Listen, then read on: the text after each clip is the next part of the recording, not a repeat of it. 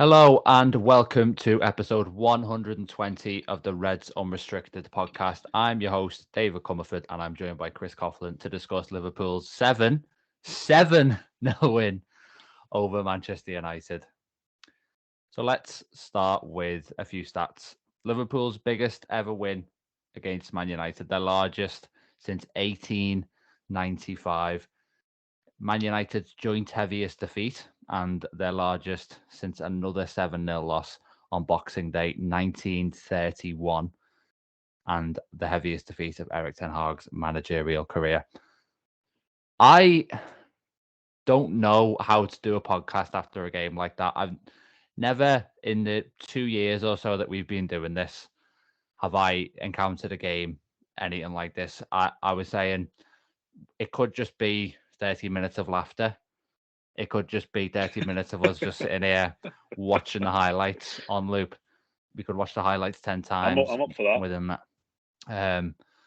Because it's hard to comprehend what we've just witnessed. And let's not talk about it as a normal football game.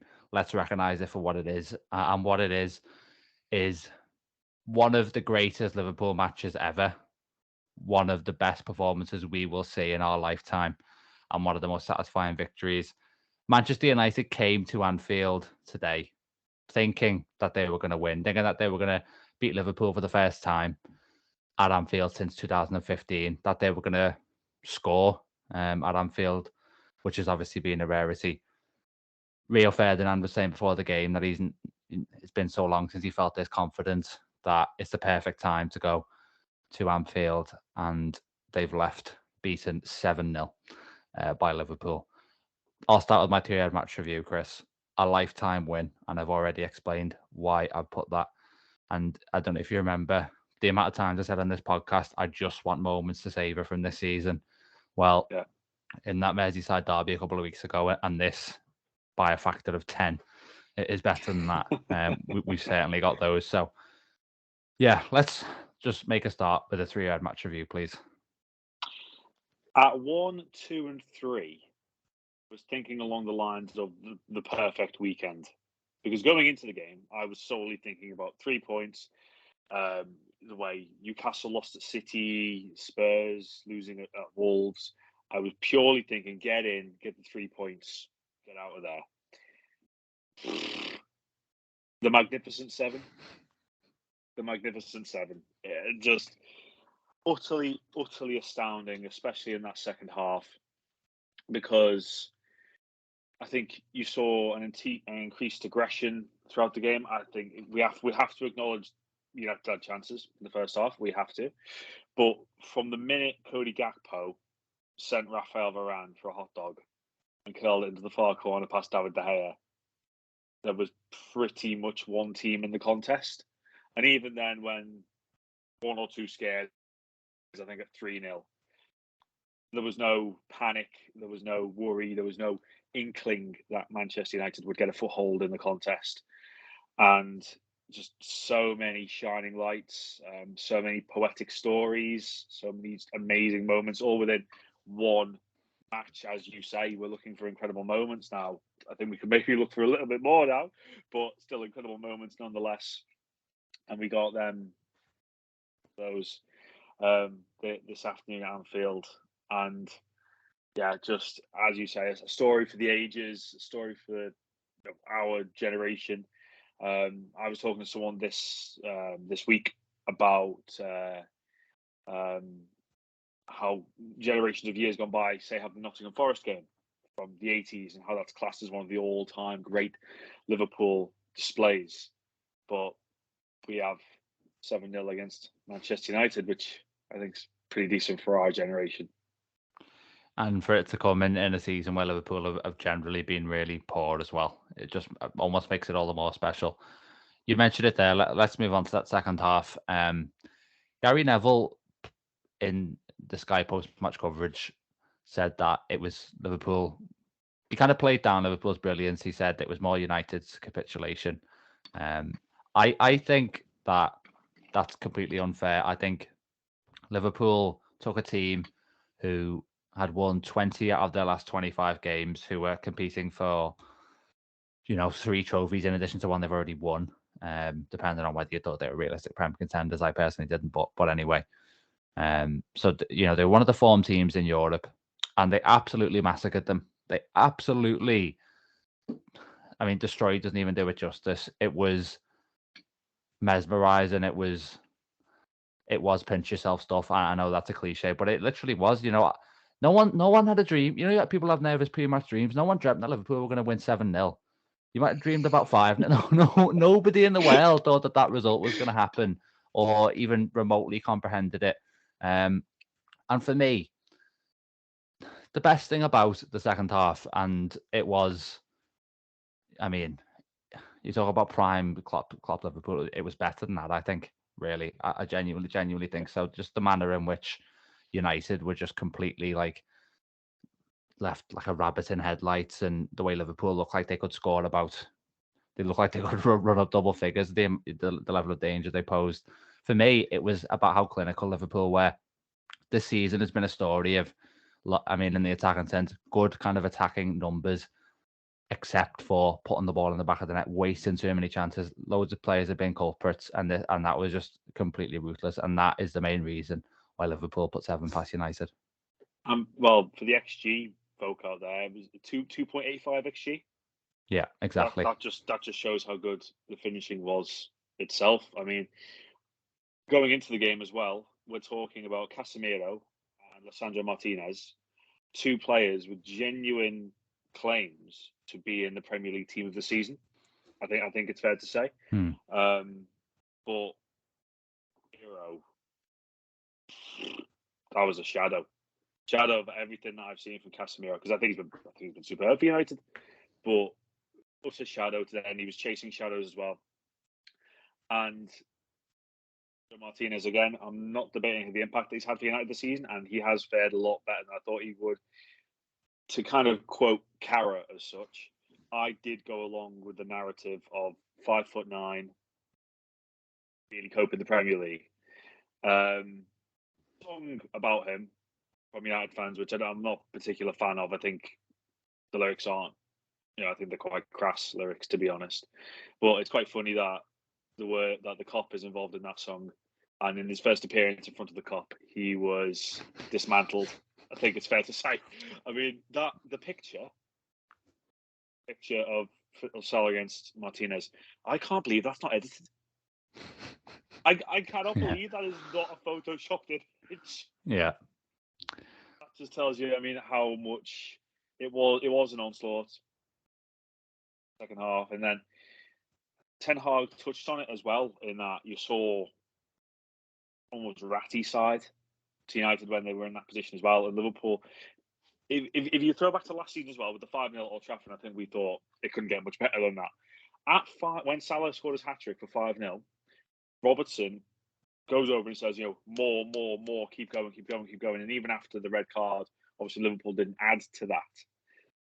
There was never a chance of Liverpool kind of just sitting in the laurels today and just going for it. And as you say, if we're talking about prime Liverpool performances under Jurgen Klopp, that ruthlessness that Liverpool got back today, that was a prime Liverpool performance under Jurgen Klopp. Absolutely. And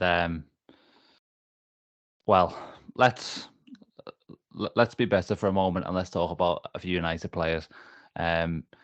Not long before we started recording this podcast, I watched a 2-minute compilation of Lisandro Martinez's performance today, set to Thriller by Michael Jackson, and I was on the verge of tears.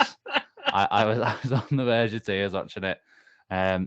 The amount of satisfaction I got from watching what Mohamed Salah did to the so-called butcher of Buenos Aires, butcher of Argentina, whatever he's called.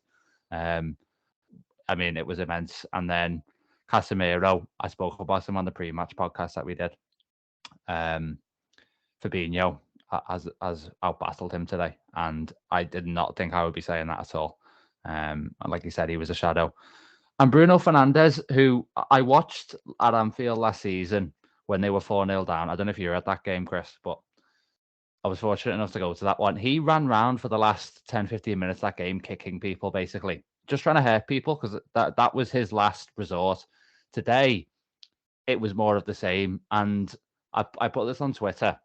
You know, Ronaldo left United, but Fernandes is the heir to him in terms of being, you know, sort of stroppy, childish. You know, when things don't go his way, it's toys out the pram. Neville is talking about it. Keane's talking about it in terms of his terrible body language. And as much as he is a player who, on his day, is world class, he's got an appalling attitude, and he is the worst role model, arguably, of all the players in the Premier League in terms of how he conducts himself. So to beat, you know, there's some players in the United team who aren't necessarily hateable, but to beat some of those kind of characters, I think just makes this incredibly sweet. And we do have to take a moment, I think, as Liverpool fans, as you know, journalists, you know, all that professionalism, fair enough. But as Liverpool fans, you got to take a moment and say that really does feel so good to do that. I think on Fernandes, there was the one moment that kind of summed up when I was talking about what Ten Hag meant by how furious he was with some of the attitudes of his players. Besetic comes on, right wing, late on. Fernandes, as if he's not there. Fernandes sticks out a boot rather aggressively, doesn't make contact. Besetic slips past him, and Fernandes just stops. Just doesn't even actually jog back or walk back. He just stops. And I think that's, I get that's the attitude that you mentioned there. And I think for them, yeah, we can't take it away. They're third in the Premier League. But for them and for Ten Hag, there'll be a lot of searching this year, because one thing I've thought about Eric Ten Hag this year for United. Again, you look at his first two games in charge, defeat against Brighton at Old Trafford and the 4-0 defeat at Brentford when they were 4-0 down at half time, and then obviously he went to beat Liverpool afterwards, and ultimately he's had a trophy winning season for United in his first season. He's been someone that he's probably been the first United manager since Fergie that's prepared to make serious decisions. I think that's a valid comment. And again, I think you'll have a lot of soul searching this week as well to really find out the attitude of some of those players. Because as well, it kind of reminds me back. I mean, when Spurs won 6-1 at Old Trafford in COVID, the COVID season, and I think at 4 or 5, I can't remember, and I remember this because I had Luke Shaw in my fantasy team at that point. Lucas Moura skips away from him, and Luke Shaw wipes him out, and it could easily have been a red card, and he got a yellow card on that day. And Luke Shaw, markedly since then. But again, just an example of when he can have very, very, very good days, Luke Shaw, and he's had plenty of them recently. But then when he gets targeted, because that he got overpowered time and time again today. And I think the third goal, for a second, it just showed, because Martinez and Shaw, they get isolated. Shaw doesn't know where Gakpo is by his positioning. So Liverpool, Gary Neville, look, of course, you know, he can have his opinions by all means, but to say that defeat is solely the losing team, it doesn't make a lot of sense to me. That Yeah, it's obviously way too one-sided, that. But we could, and I could lay into Bruno Fernandes all night. But let's talk about Liverpool's stars. And there's, I guess, even though there were so many good performances today, there is only one place to start still, and it's with Mo Salah, who is now Liverpool's record goal scorer in the Premier League, and with 129 goals, surpassing Robbie Fowler on the all-time charts. What's interesting is he's got 22 goals now. There's been a narrative that Salah has struggled this season, and in a large part, he has. But part of me thinks now, can you make a case that this is actually one of his better seasons, in the sense that everything has fallen apart? He's still putting up those numbers. He looks like he can drag this team into the top 4, and in the face of systemic issues, he's still, you know, an elite goal scorer. I mean, he's not necessarily had to sort of account for those at any point. I mean, this guy's longevity, his ability to adapt in difficult circumstances, it's just absolutely insane. And I think we're looking at the best player of this Liverpool era. It feels that way. I mean, Yeah. Mohamed Salah, Yeah. Chris. Yeah. Where do you start? Just staggering numbers. A sensational figure in Liverpool's history. I'm saying that now, not just this era, in Liverpool's history. Two incredibly well taken goals today. Has to be said, the first one especially. To equal Robbie Fowler's record is a very Robbie Fowler-esque goal. With his weaker foot as well off the other side of the crossbar, which always looks extra special. But one thing that's always amused me about Mo Salah, maybe I'm not sure if amused is the right word, but in terms of his end of season figures for Liverpool goals, the lowest amount of goals he's ever scored in a season for Liverpool is 23, and that's the season Liverpool won the league. And that's always just amused me in a kind of way, because again, he's had a 40+ season, he's had 30+ seasons, but there's one with the least contribution. I mean, he got 19 in the league. He did get 19 in the league last season, but to have the least amount of goals in the season Liverpool in the league, it's a strange narrative. But going back to we can even look back to 2017 when he joined, and a lot of people probably did look at it and think, are we going to use the word Chelsea reject, for example, when it was looked at? Ultimately, it's the best 34 million odd that Liverpool ever. Well, some of the best 34 million Liverpool have ever spent. He has been utterly sensational from day one, and again, he has had to develop to pretty much a new look front three overnight, really. Especially after Mane left in the summer. Firmino's had his problems. Gakpo come in halfway through the season. Jota's had his injury issues. Diaz and Nunez, getting to work together. They both like the left-hand side, but I think we saw in the game at Arsenal just when Diaz got injured, starting to develop a bit of a partnership. So Salah, go through Holland eventually. He has had to face issues like that this season, but is unquestionable. We're seeing it now. The whole narrative of has he dropped his standards after the new contract? I think they can be shunned now. I think they can be put to one side because it's clearly not the case. It's like we live in a world now where it's almost for a player of his quality to go through a lean spell or two. But he is. I agree with you. To be honest with you, he's the best Liverpool player of this era, certainly of the Jurgen Klopp era.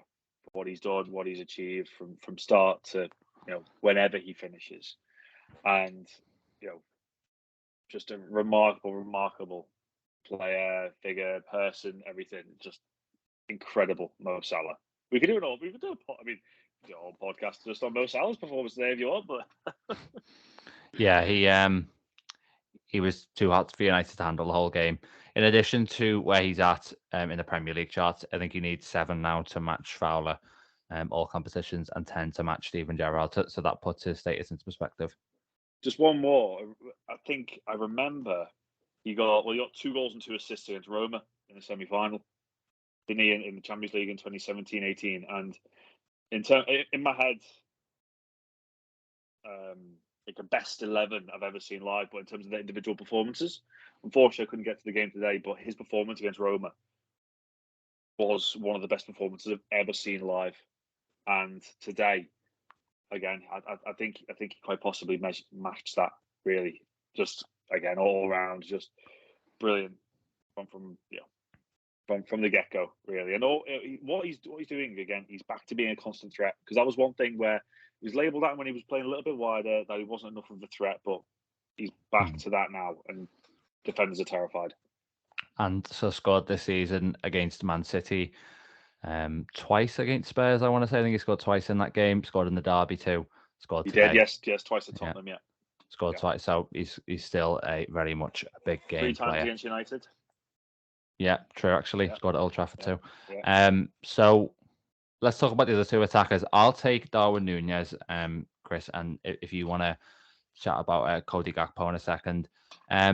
Nunez today scores 2 goals. I don't think it was his absolute best all-round performance. He's probably played better and not scored, but the main thing is that the goals are coming now.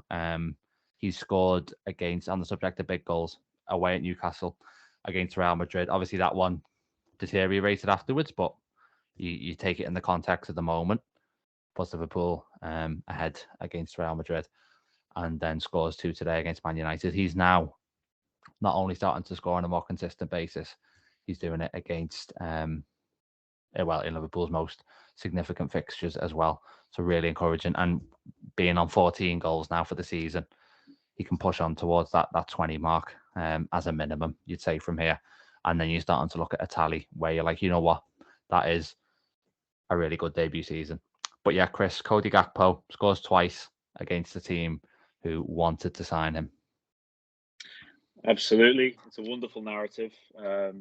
Just before we came on the podcast as well, I mentioned to you that I was just checking on a certain quote in terms of the timing of the quote. Because in February, I think it was after the 3-0 defeat to Wolves, which seems a long time ago, Ronald Koeman said that he thought Cody Gakpo had moved too early to England, given that Ronald Koeman is someone that will be working very closely with Cody Gakpo, you would imagine, for the Dutch national team. But again, Cody Gakpo, over the last month or so, has improved markedly in so many areas. I think it was crucial that even just saying that you take a tap in or it goes in off your arse or anything like those kind of things. Like the nature of his goal against Everton, just crucial, just to get off the mark for the first time. You saw the confidence of his finish against Newcastle. Against Real, I thought he was a bit on the periphery, has to be said. But he is, I think we are, as we mentioned on the Firmino podcast, we are seeing him the most likely of the forwards to perhaps kind of drop into that role of a Firmino.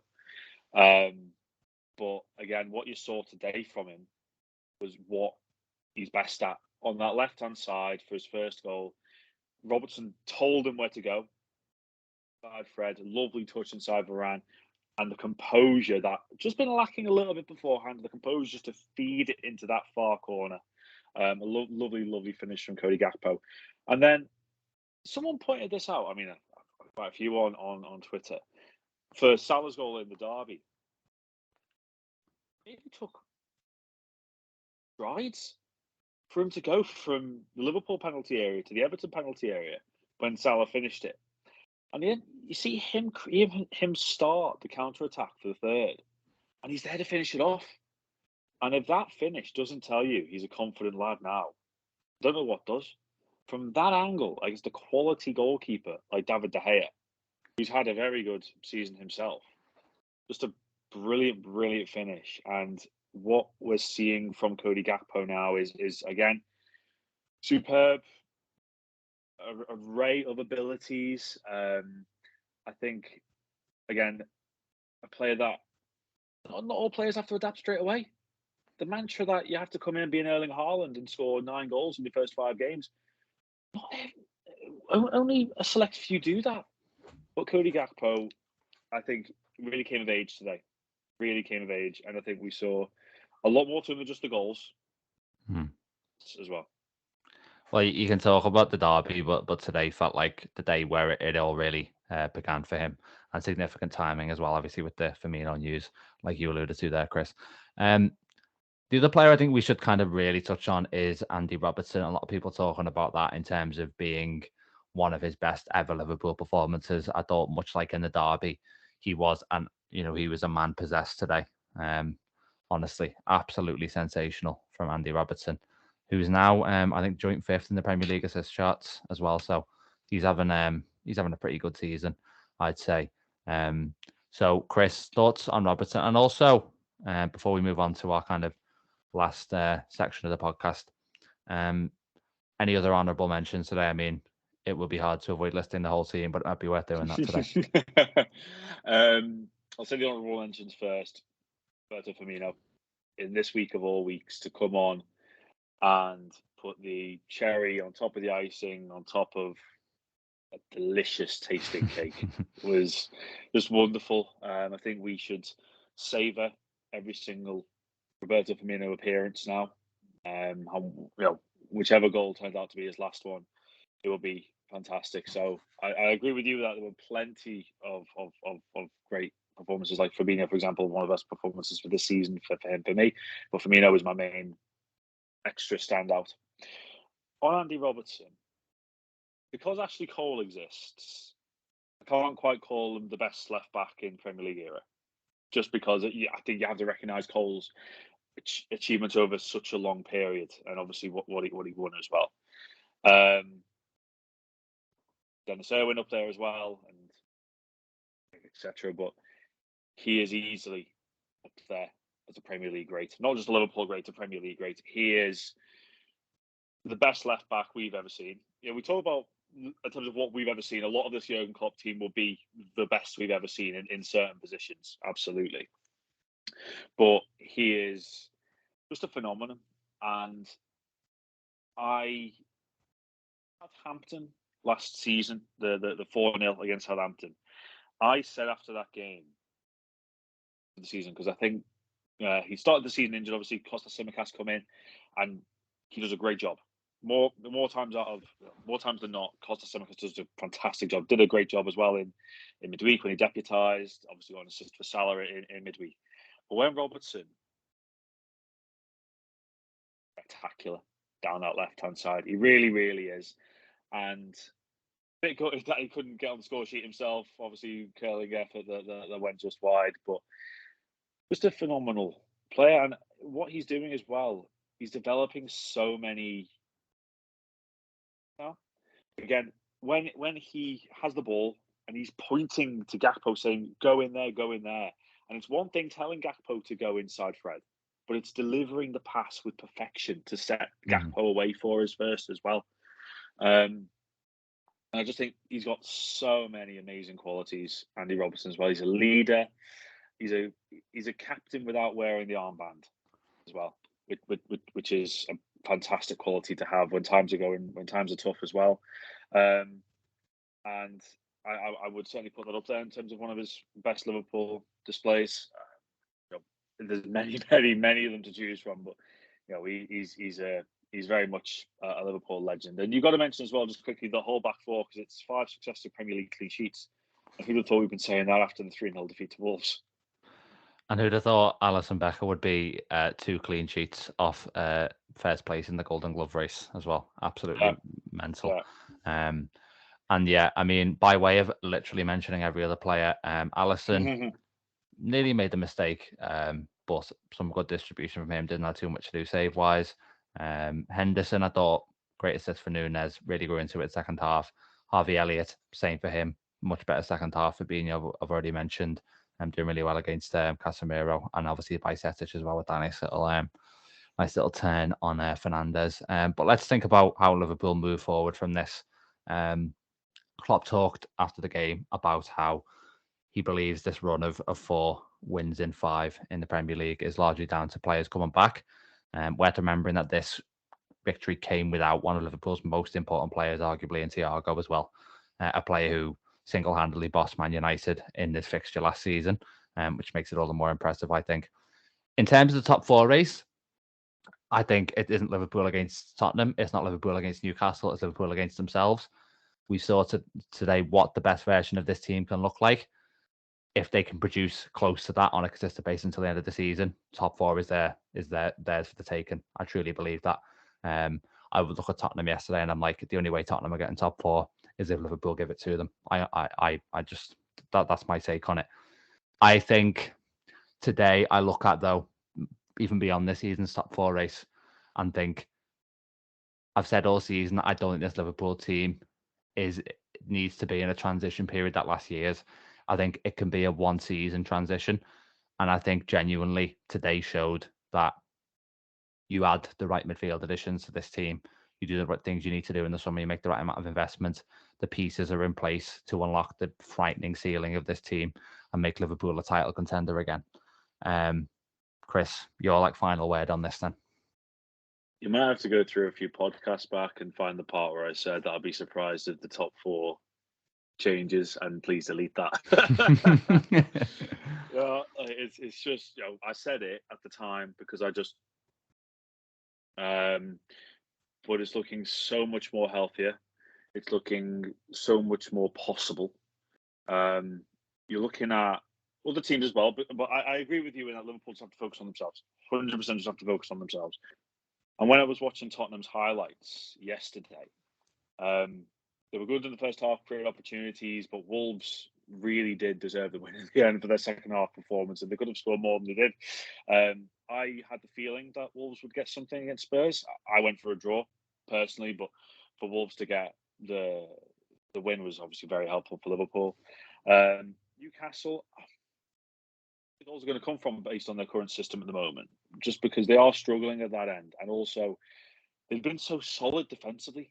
But even against good teams, Liverpool, Manchester United, Manchester City, conceded 2 goals in each of the last 3 games as well now. And I think we're starting to see 1 or 2 little bits of fragility. Conceded against Bournemouth as well, could easily have lost that game. So I think we are seeing other teams have a few faults where Liverpool are kind of getting in the groove at the moment. But it's so important that just collect this win. We could talk about it until the cows come home, but collect this win, put it in the bag. You don't get extra points for winning 7-0. You just move on. Big healthy boost to the goal difference and move on to Bournemouth, because Bournemouth as well, after what happened at the Emirates, they'll be hurting, they'll be bruising, they'll be thinking that was a missed opportunity to really help themselves out in the relegation battle. And they'll be looking for a big performance at the Vitality next weekend. And very, very different team. Of course, we all remember what happened when Liverpool were in good form and went to Bournemouth back in 2016-17 or 2020. It was 16-17, yeah. 16-17. I thought it might have been 17-18 for some reason then. But we all remember what happened. About really, obviously making sure something like that doesn't happen again. But in the same vein as this afternoon. Yeah, Liverpool are playing, they're going to the team bottom of the Premier League, but they absolutely have to ensure that this isn't this isn't the most spectacular false dawn of the season so far. No doubt about that whatsoever. But yeah, that is going to wrap us up for this podcast. A few little bits of admin beforehand. If you're listening on Spotify or Apple Podcasts, please give us a positive review or leave us a positive rating. Remember to follow the podcast so it appears in your feed. You can also press the notification button. As for YouTube, please subscribe to the channel. We'd really appreciate that. Like the video, comment, things like that. Again, you can press the notification button. And also, we've opened up our email address now, and that is, let me just bring that up now so I can share that with you. Moving fast. It is redsunrestrictedpodcast@gmail.com. That easy to remember. And if you've got any sort of questions or comments on there, it can be stuff that we just read for feedback, or it can be kind of questions you want us to answer during the podcast. We'll check that before each one we do. And we'll take all that on board. So yeah, thanks very much for listening. Thanks very much to Chris for coming on. And I'll leave you before our next podcast next weekend after Bournemouth with one last mention of the scoreline. Liverpool 7, Manchester United 0.